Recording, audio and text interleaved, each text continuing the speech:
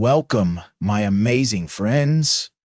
Today I bring you a story that will touch your heart, inspire your soul, and teach you powerful lessons about life, success, and never giving up. This is the story of a man who was not just an actor, not just a comedian, he was a legend. A man whose name is written in golden letters in the history of cinema.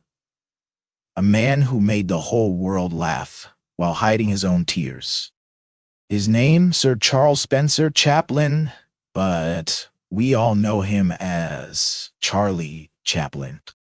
No one, absolutely no one, can match his greatness. His work is timeless. His comedy is universal. His life is a lesson in perseverance, creativity, and the power of never giving up. Even today, decades after his time, he lives in our hearts. His movies still bring joy. His struggles still inspire. And his story, my friends, his story will show you that no matter how hard life gets, you must keep going. This is not just a story. This is a journey of pain, rejection, poverty, success, and immortality. Watch till the end, because this story is perfect for your English learning and will motivate you like never before. Are you ready? Let's begin. Charlie Chaplin was born in the heart of London, England, on April 16th, 1889. His parents, Hannah Chaplin and Charles Chaplin Sr., were both performers in the world of music and theater. They entertained crowds, sang songs, and lived for the stage. But life had different plans for young Charlie. His father was an alcoholic, a man who drank himself into oblivion. He abandoned his family when Charlie was just a little boy. His mother, Hannah, was left alone to raise two children, Charlie and his older half-brother, Sidney. And if you think life was kind to them, you are wrong. They lived in poverty, extreme, unbearable poverty. Sometimes there was no food on the table. Sometimes Charlie had to go to bed hungry. Sometimes his mother would pretend to eat just so her children could have a little more. They moved from one small dirty room to another. They lived in fear of being thrown out. But Charlie, he was a child. And children, no matter how hard life is, still find ways to smile. Charlie's mother, Hannah, was a talented singer and actress. She performed in theaters, hoping to earn a few pennies to feed her children. Charlie loved watching her. He would sit backstage mesmerized, dreaming of one day standing in front of an audience. But fate struck again. One terrible night while performing in a theater, Hannah lost her voice. She could not sing. She tried, but her voice was gone. The audience shouted, "Nah," and they threw things at her. They wanted her off the stage. And then something magical happened. A little boy, just 5 years old, walked onto the stage. Charlie, he picked up the microphone. He sang, he danced, and the crowd, they roared with laughter. They clapped, they cheered. That was the first time Charlie performed in front of an audience. The first time he felt the magic of making people laugh. And deep inside, he knew. This is what I was born to do. But life was cruel. After many years of being poor, hungry, and sad, Charlie's mother lost her mind. She was sent to a mental hospital. Charlie and his brother were left alone with no family, no money, and nowhere to go. They became street children, wandering, begging, fighting for survival. Imagine this: a small boy, cold and hungry, walking the streets of London, looking through trash cans for food. That was Charlie Chaplin. But did he give up? Dornan, with Connie and Devon censure. No. Did he lose hope? Never. He kept going because he had a dream. And my friends, this is where his real journey begins. Charlie Chaplin was now just a small, hungry, and abandoned boy walking the streets of London. He had no home, no parents to care for him, no money, and no idea where his next meal would come from. He and his older brother, Sidney, were forced to live in workhouses, terrible places where poor people were sent to work in exchange for food and shelter. These places were cold, cruel, and full of suffering. Charlie was just 7 years old when he first entered one of these workhouses. Imagine a child so small, so innocent, being thrown into a world of hard labor and pain. He was separated from Sidney and sent to another workhouse alone. And when he finally returned to his mother, she was even sicker than before.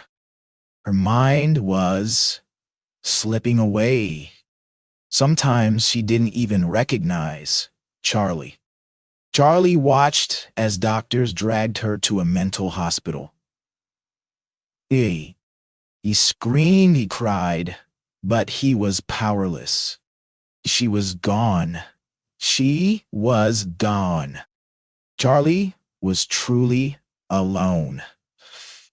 A boy with a dream, but even in his pain, he had something powerful inside him, a dream.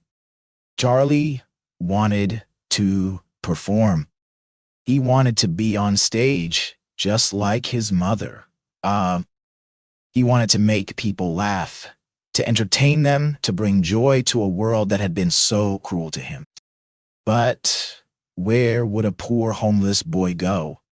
How would he even start? The first steps towards the spotlight. Charlie knew he had only one option: to work and fight for his dream. He was still a child, but he started looking for small jobs. He washed dishes, delivered newspapers, and even worked as a toy maker. But no matter what job he did, his heart was always on the stage. Then one day he saw a group of street performers acting and making people laugh. Something inside him told him, this is it. This is my chance. So he joined them. He started performing on the streets, dancing, singing, doing small comedy acts. At first, no one cared. People just walked past him. But Charlie didn't give up. He kept performing. He kept improving. He watched other comedians, studied their movements, their timing, their expressions, and slowly, people started noticing him. They stopped to watch. They started laughing. And for the first time in his life, Charlie felt something magical. He had the power to make people happy. At the age of 14, Charlie got a huge opportunity. He was hired by a theater group called the 8 Lancashire Lads. It wasn't much. He was just a small part of the group, but it was a start. He worked harder than anyone. He learned every move, every trick. He practiced day and night. And his talent, it shined. One day, a theater director saw him and said, "This boy is special." He's different. Oh, Charlie was given bigger roles, more responsibilities. And then at 16 years old, he landed his first major acting role in a play called Sherlock Holmes. Charlie was no longer just a street performer. He was now acting in real theaters in front of big audiences. People loved him. Directors saw something in him. His expressions, his movements, his ability to make people feel emotions without even saying a word. And then something happened that would change his life forever. Hollywood came calling. In 1910, Charlie was given a once-in-a-lifetime opportunity to go to America. He was invited to join in a famous comedy troupe called Fred Carnot's Company, which performed in the United States. This was huge. America was where dreams came true. Charlie packed his bags and stepped onto a ship, crossing the ocean towards his future. When he arrived in America, everything felt different. The streets were bigger, the people were louder, the energy was electric. And most importantly, Hollywood was there. Charlie knew one thing: this is where I belong. This is where I will become a star. In 1913, a film company called Keystone Studios noticed Charlie. They gave him a small role in a silent film. It wasn't much, but Charlie saw an opportunity. He wanted to create something unique, something that people would never forget. And so he created a character, a small man in oversized clothes, a tight coat, a funny little hat, a tiny mustache, and the most famous walk in the world, the tramp. This character would go on to become one of the most iconic figures in the history of cinema. At first, people didn't understand the character. But when Charlie performed, when he moved, when he made people laugh without speaking a single word, the world fell in love. Charlie's films started becoming popular. Producers begged him to make more. Studios offered him huge amounts of money. And in just a few years, the poor boy from the streets of London had become the biggest star in the world. By 1917, Charlie Chaplin was not just famous, he was a phenomenon.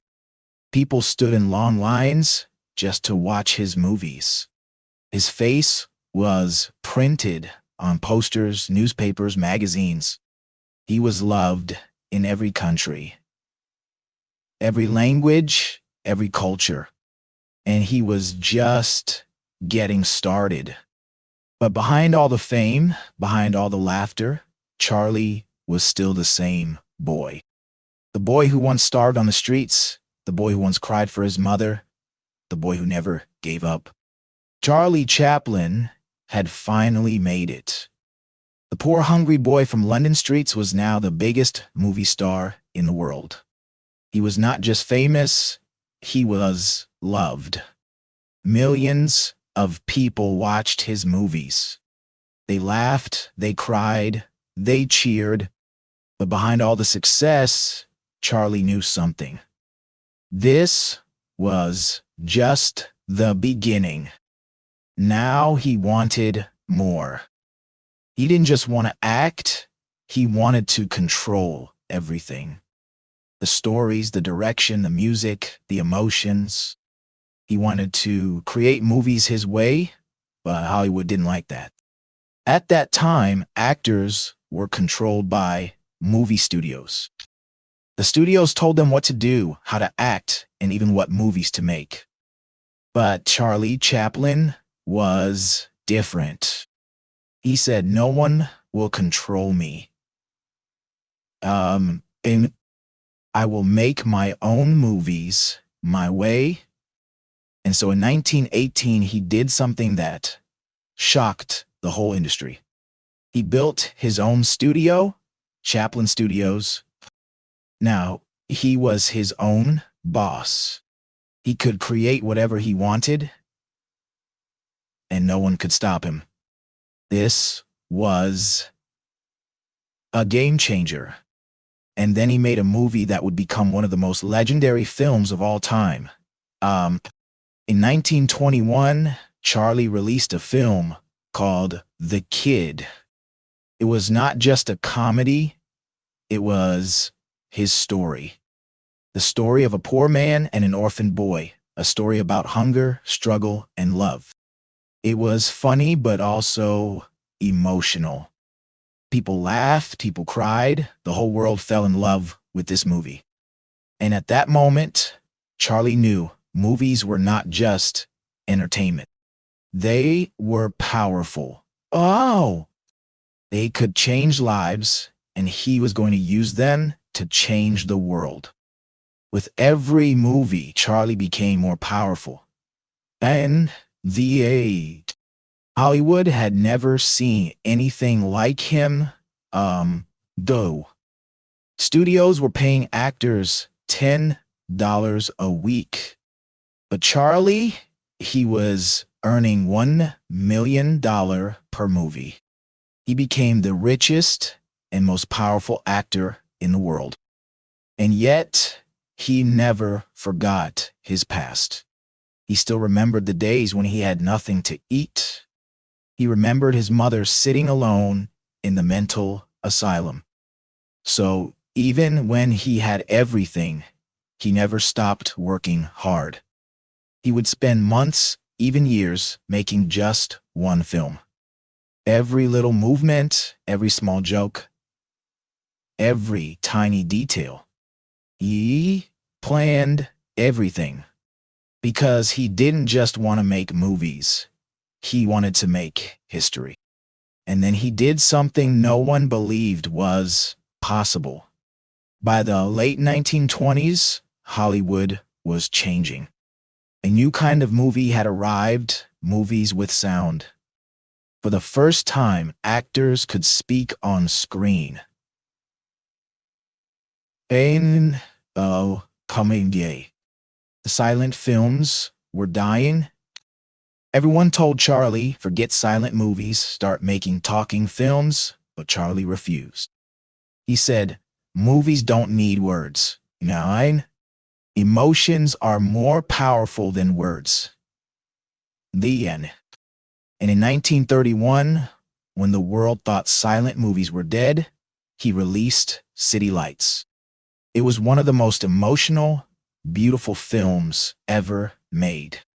Even though it had no dialogue, people cried watching it.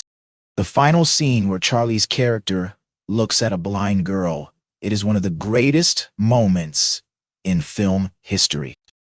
Even today, people call it the greatest silent movie ever made.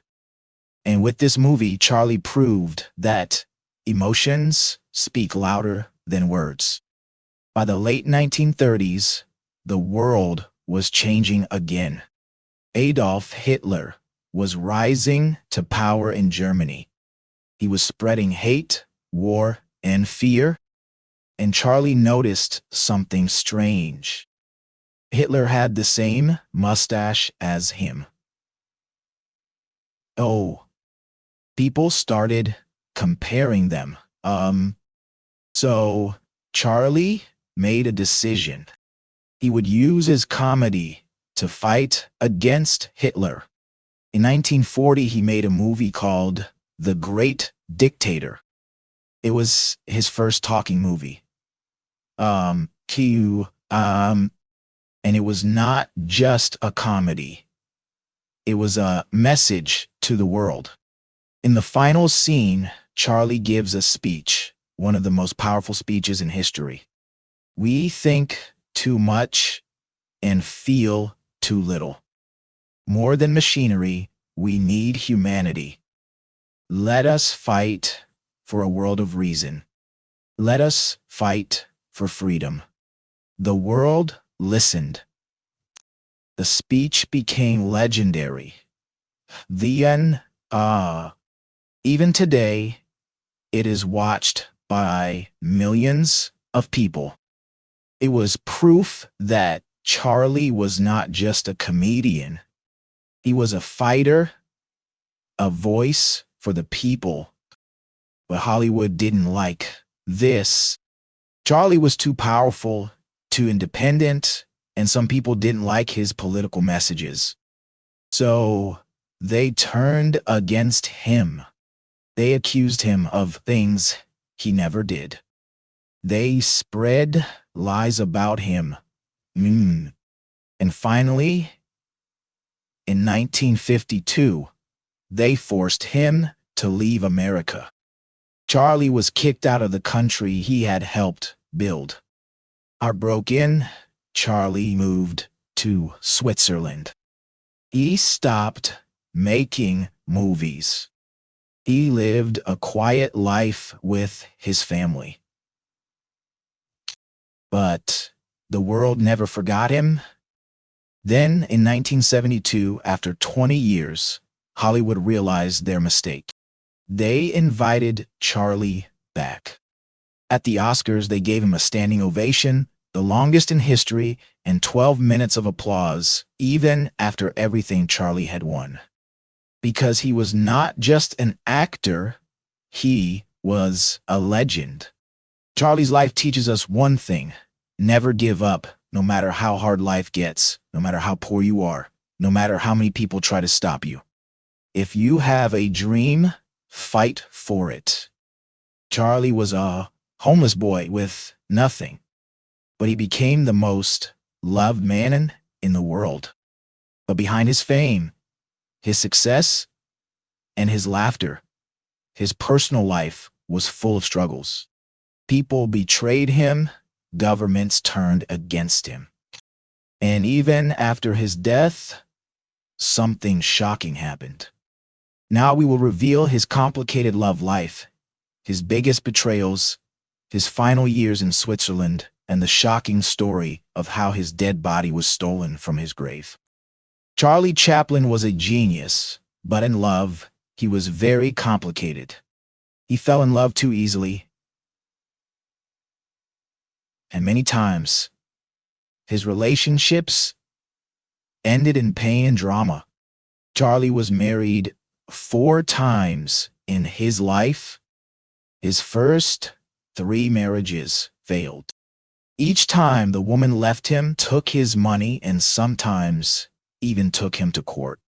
People started saying, Charlie can make the whole world happy, but he cannot find happiness in love. But then something changed. In 1943, when Charlie was 54 years old, he met Una O'Neill. She was just 18 years old. People said she is too young for him, but Charlie didn't care.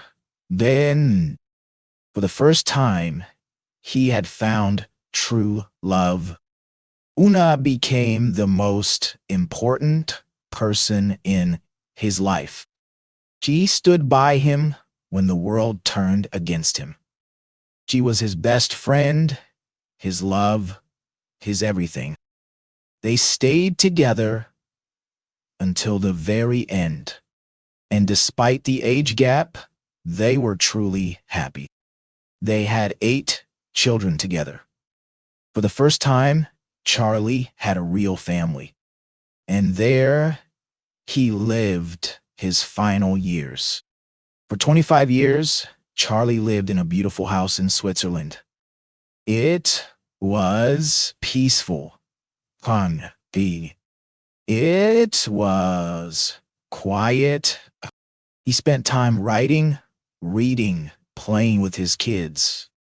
He would walk in his garden thinking about his past, his struggles, and his journey. Sometimes he would watch his old movies and laugh. Even though he was away from Hollywood, he was not forgotten. People all over the world still loved him. On December 25th, 1977, the world woke up to sad news. Charlie Chaplin had died in his sleep. He was 88 years old. It was Christmas Day. The world went silent. A man who had made billions of people laugh was gone. People cried, "Oh, man." Every country in the world paid tribute to him. Newspapers wrote, "The world has lost its greatest comedian." But then something shocking happened. 3 months after his death, something unbelievable happened. One night, a group of thieves broke into his grave. They dug up his coffin. And they stole Charlie Chaplin's body. Yes. No. His dead body was kidnapped. The thieves wanted money. They demanded $600,000 from his family. But Una, his wife, refused. She said Charlie would have laughed at this situation.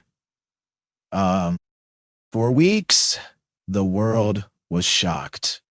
Where was Charlie Chaplin's body?